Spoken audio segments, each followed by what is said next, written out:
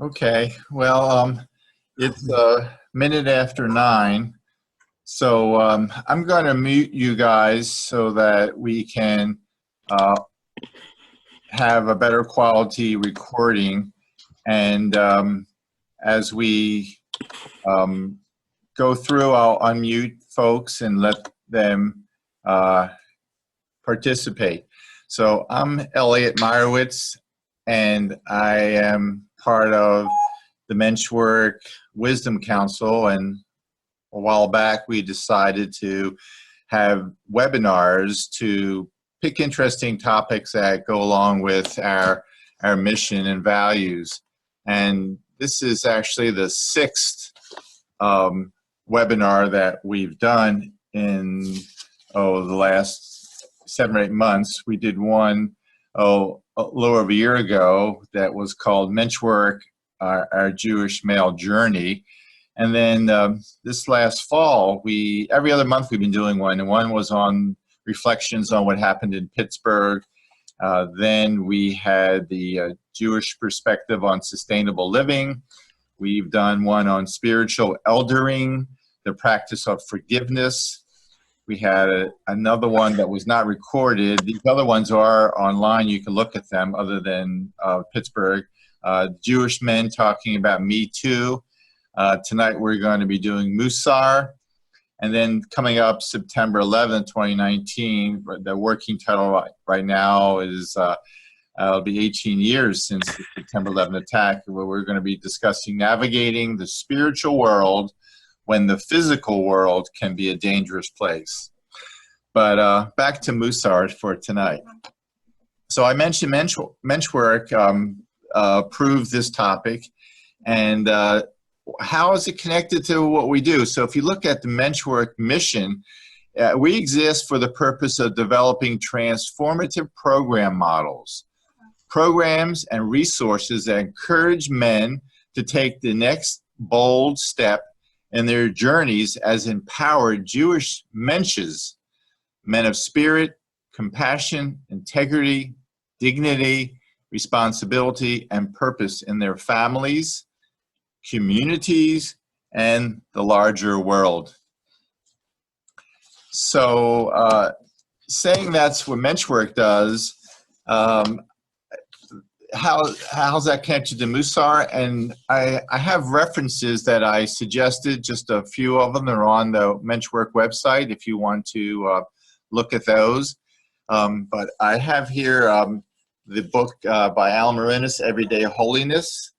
I have on the one by Moshe Luzzatto, Mishilat Yesharim, and then one by Greg Marcus, the spiritual practice of good actions.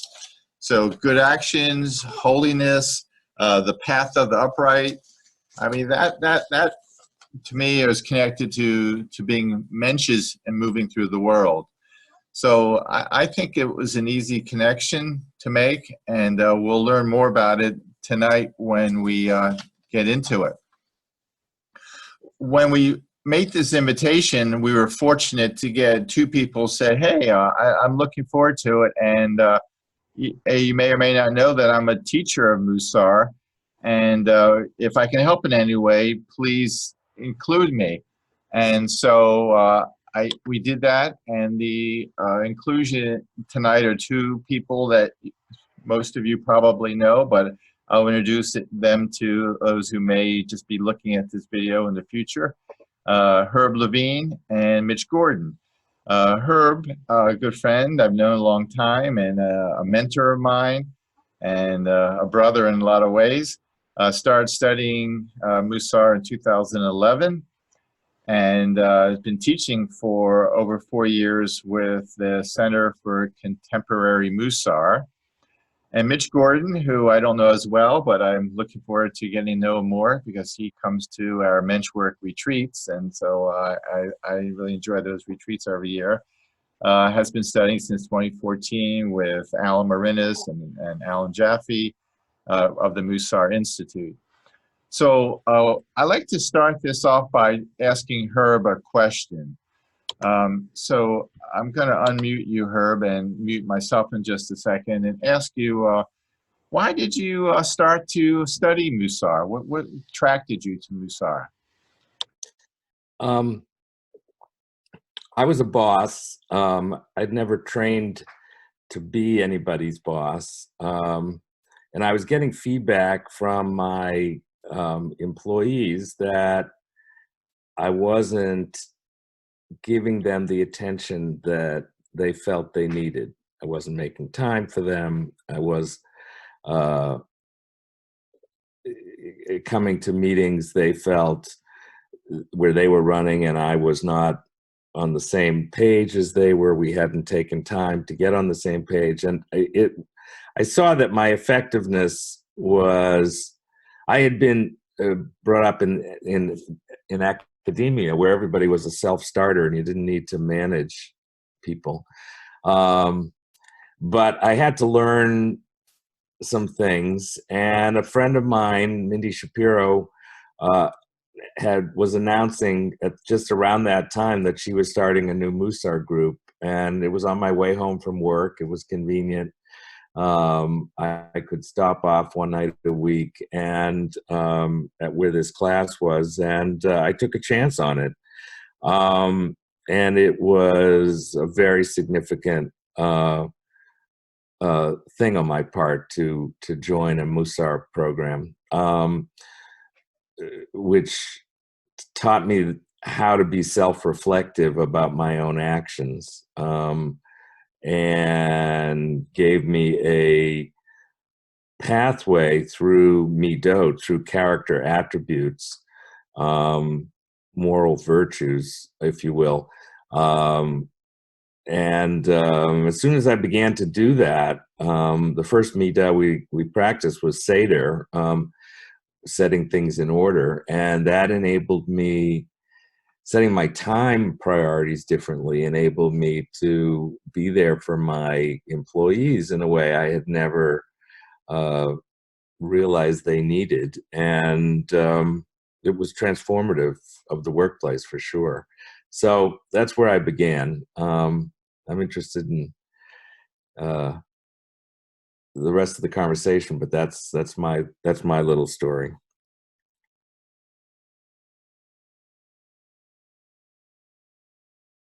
We're not hearing you, Elliot. You have to unmute yourself each time. Yeah, and I was trying. And so, Mitch, can I ask you the same question? Why did you start to study Mussar? Thank you for that. Sure. And it's really delightful to hear Herb's comments. We haven't compared notes before. And I want to correct one thing, Elliot. You mentioned, you said Alan Jaffe. It's David Jaffe. Oh, sorry. It's okay. And so my introduction to Mussar was probably quite the inverse of Herb's. I've been a boss as well.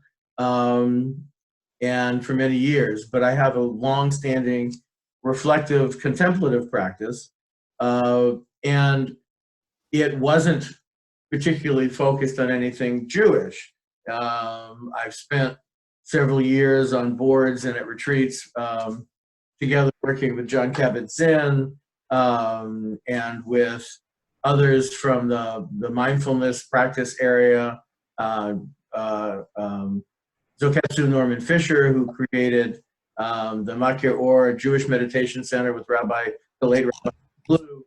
And so I had a long-standing contemplative practice and a somewhat long-standing practice on looking at personal characteristics and traits through a method called human dynamics that was very successful about 30 some odd years ago in helping to build Intel and other businesses, looking at how you get teams together by their different individual personalities.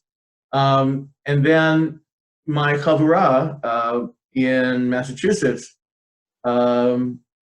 led by a gentleman who is one of the faculty at the Davening Leadership Training Institute at Aleph, Daniel Sheff, our chavura decided we would try to start our own group to study Midot and to study Mussar. And we selected a handful of us. And what was really interesting about it was we were all very artistic, either musicians or artists or whomever. I don't know if that was by intention. And so a great deal of our study involved contemplative practice through the arts. So we might come together and sing, we might come together and drum, or we might come together and paint or draw. And for some of us, the various mediums were quite intimidating. And for others of us, the various mediums were quite illuminating and enlightening and easy. But it was wonderful to bring professional music tools into that and to take a reflective practice and bring it into Judaism, and to look at focus phrases, to look at texts, and then to bring my contemplative practice, which was really about being non-judgmental.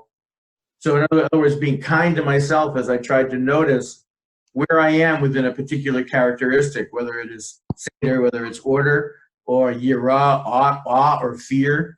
I mean, I find it amazing, right, that the Hebrew word can be awe and fear at the same time, right? That kind of looking at the Hebrew is so rich itself as I look at some of the study. And so over the years, it really has become a way for me to kind of ground myself in noticing where I am right now, as opposed to like we use our GPS of where I'm going. And I like, it's sort of that feeling whenever I study Mussar, I feel like I'm in the midst of being in Shabbat, of sort of just being, as opposed to having to be anywhere else. And that's a really calming place to be for me. Thank you. Thank you. Let me ask, can you mention you in the Chavara that did your work and Herb you studied in the class?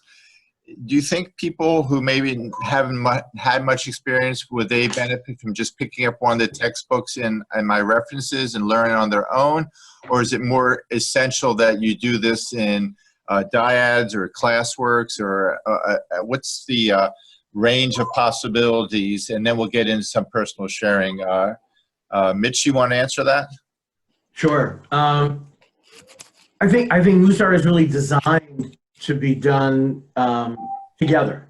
I mean, it really is a practice in community, whether it's just as a dyad or whether it's with a whole chavruta, a group of people. And frankly, the study that I've been part of combines both. It's chavruta practice, a group, and then dyad practice in between the meetings of the group. It doesn't take away from the books. I think that the books are terrific. They're all written from somewhat different points of view. You know, you might find that one feels a little orthodoxish to you, and that conversation about God might get in the way of what you want to study. Or you might find some are too liberal for you, and you need some other grounding. The thing that's nice about doing it in a group is that with a leader who is trained and talented, they bring far more resources than just the book. You know, there are phrases from Torah or from liturgy or from Psalms or from other places that are just so enlightening and help you to get a richer, more robust opportunity than just reading the book. At the same time, whatever is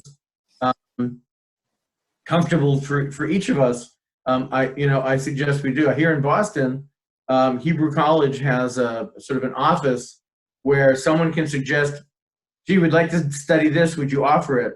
And they've put together over the last several years 5 or 6 different chavruta, and people can sign up as they will.